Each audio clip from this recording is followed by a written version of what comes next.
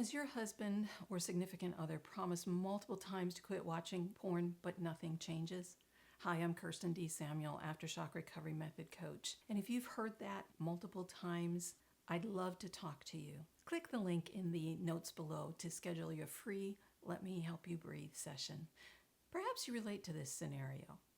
Belle sat stunned. Belle, you have to believe me. I promise it'll never happen again.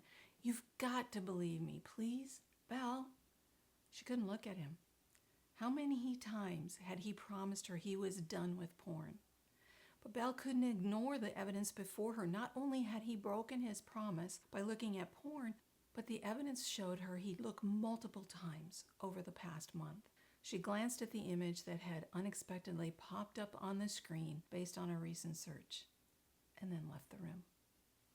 For the rest of the day, Greg seemed relieved that his recent struggle was now out in the open.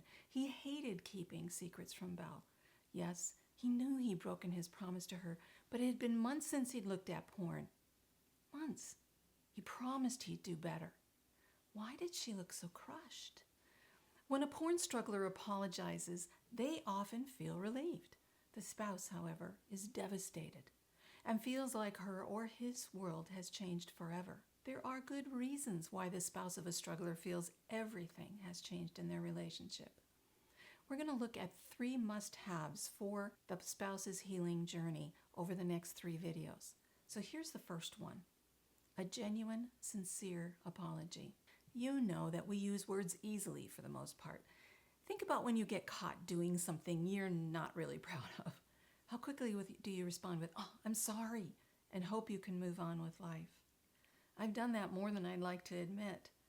However, that quick apology doesn't heal the relationship. A woman hearing these words from her husband after discovering his porn use must have the belief that he feels genuine sorrow. How will she discern this? If his apology includes taking responsibility for his actions. Joe Dallas, in a recent article, points out that fervent apologies don't help. If you're truly sorry, say so with all the emotion you feel, but don't expect your intensity alone to be enough evidence that you'll never slip up again. The most passionate confession doesn't compare with consistency. True repentance is only proved through changed behavior over time. I agree with Joe. Many clients ask me how I knew my husband sincerely wanted to change. It really wasn't his apology. I saw his deep remorse and tears, but that wasn't enough.